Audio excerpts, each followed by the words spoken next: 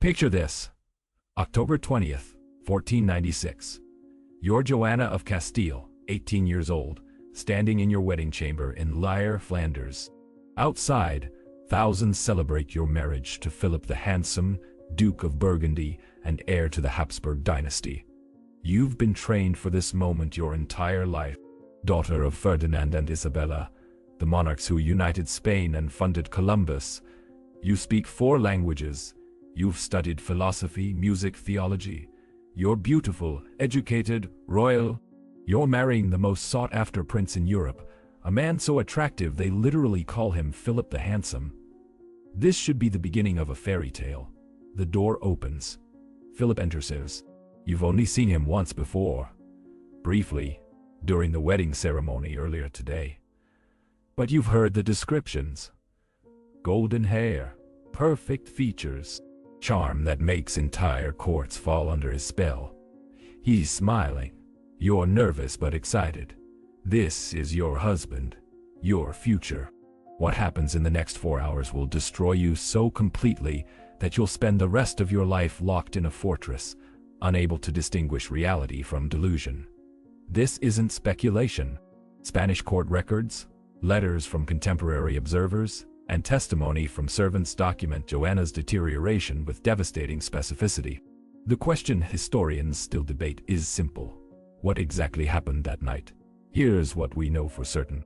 Philip the Handsome was 18 years old, raised in the Burgundian court, one of the most sexually libertine environments in Europe. He'd had dozens of lovers by age 16. He viewed women as conquests, not partners. You, Joanna, were raised in the strictly religious Spanish court. Your mother Isabella was obsessively pious. You were educated about duty, faith, political alliance, but not about what men like Philip actually did behind closed doors. If you believe that the hidden psychological warfare of political marriages must be documented, consider liking this video and subscribing. Your support helps us reveal the systematic destruction of women that royal histories tried to erase. The wedding night begins conventionally. Court protocol requires witnesses to confirm consummation. Servants prepare the chamber, bless the bed, then withdraw discreetly to adjacent rooms. You're alone with Philip. Contemporary letters from Burgundian courtiers describe what happened next in fragments. Philip, accustomed to experienced lovers, expected certain behaviors. Joanna, trained for modest obedience, didn't understand what he wanted. He became frustrated, then angry. Spanish records suggest he may have struck her. Burgundian sources deny this, but admit harsh words and physical instruction. Here's what the evidence points to. Philip didn't rape Joanna in the legal sense. She was his wife, but he subjected her to sexual acts she was completely unprepared for, using physical force to position her, mocking her confusion, treating her like a prostitute rather than a princess. You're 18 years old. You've never been touched by a man. Your frame of reference is romantic poetry and religious instruction about marital duty. What Philip does to you that night feels like violence, like degradation, like something wrong that you don't have words to describe. You start crying. Antintor, the year only words to do. Warabor. Going to describe, Guillem and Soust and various on word. He's annoyed by your tears. He tells you to be quiet. He continues. When it's finally over, you're lying in the dark, bleeding, confused, traumatized. Philip gets dressed and leaves. He doesn't comfort you. He doesn't explain anything. You hear him laughing with his attendants in the next room. The psychological impact is immediate. Servants who attended you the next morning reported that you were changed, silent, staring. When they tried to dress you for the morning after ceremonies, you started shaking uncontrollably. But here's the devastating part. You're also something else. Obsessed. This is what the historical records document with chilling consistency. Joanna, traumatized and confused, couldn't process what happened as abuse. Instead, she convinced herself it was passion. That Philip's violence was intensity. That his cruelty meant he felt something powerful. She fell desperately, obsessively in love with her abuser. Within weeks, Philip's attendants were reporting disturbing behavior. You followed him constantly. You interrogated servants about his schedule. You became hysterical if he spoke to other women. Philip found this amusing at first, then irritating, then unbearable. Here's what makes this psychologically sophisticated. Philip didn't just hurt you once and leave. He created a pattern that would trap you for life. He would ignore you for days, cold and distant. You would become frantic, desperate for his attention. Then he would summon you to his bed, treat you roughly, use you for his pleasure, then dismiss you. The emotional whiplash was calculated. You never knew which Philip you would get, the cruel stranger or the passionate lover. So you became hypervigilant, desperate to please him, terrified of losing him. Classic trauma bonding, centuries before psychology had a name for it. Think about what this does to your sense of reality. You're educated, intelligent, royal, but you're 18 years old, and you've been conditioned to believe that marriage is sacred, that your husband is your lord, that your duty is obedience. When Philip degrades you, you can't process it as wrong, because that would mean your marriage is wrong, that your duty is impossible, that your entire worldview is shattered. So instead you reframe it. His cruelty becomes passion. His violence becomes intensity. His neglect becomes a test you're failing. You just need to be better, more attentive, more available, more whatever he wants. The obsession deepens. By 1497, 1 year into your marriage, court observers are using the word deranged in private letters. You've stopped eating when Philip is away. You've started interrogating his mistresses, screaming at them, sometimes physically attacking them. Philip has taken at least 5 known mistresses in the first year of your marriage. He doesn't hide them. He parades them at court functions. You watch your husband dance with other women, touch them, whisper to them, then take them to bed. The humiliation is constant.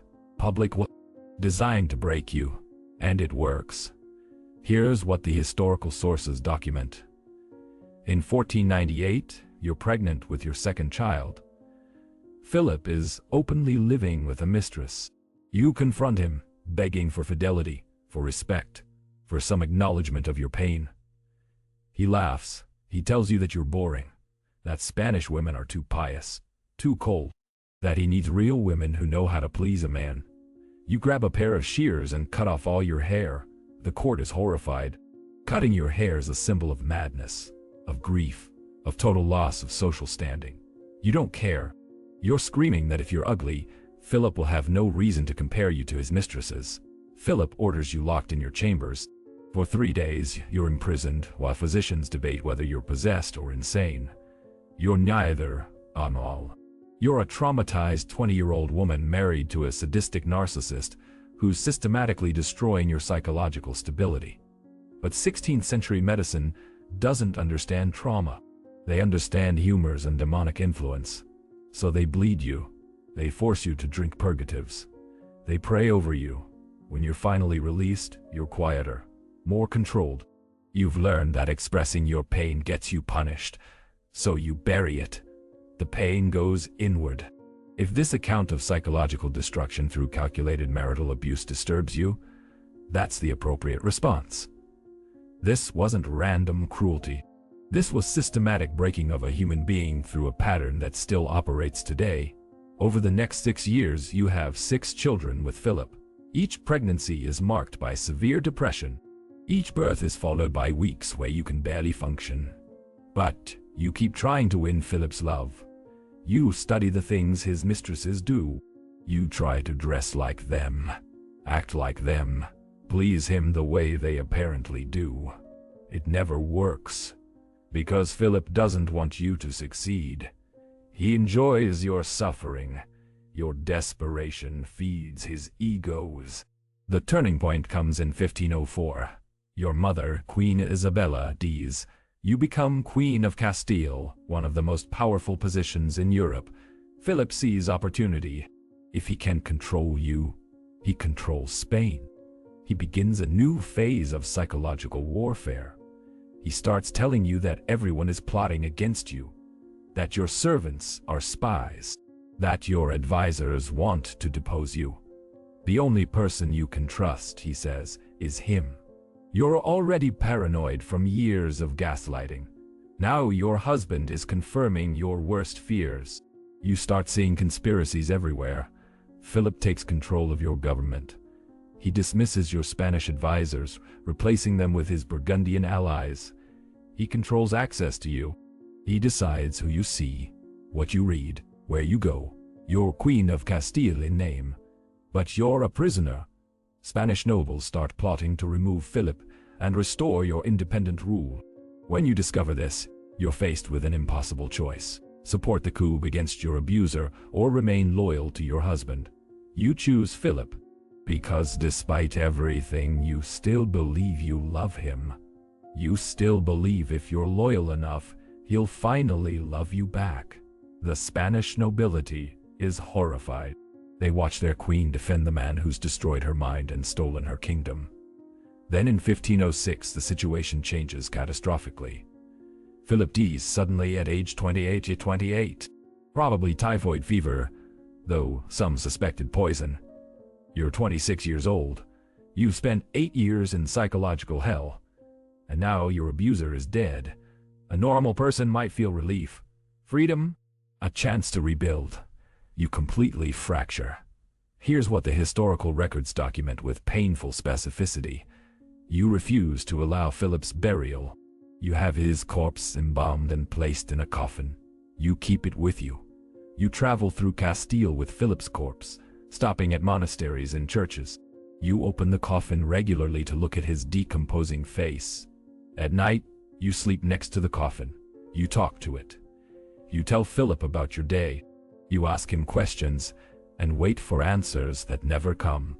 When monks try to bury him, you become violent, screaming, clawing at anyone who approaches the coffin. You're pregnant with your 6th child. You're dragging a rotting corpse across Spain. You're having conversations with the dead.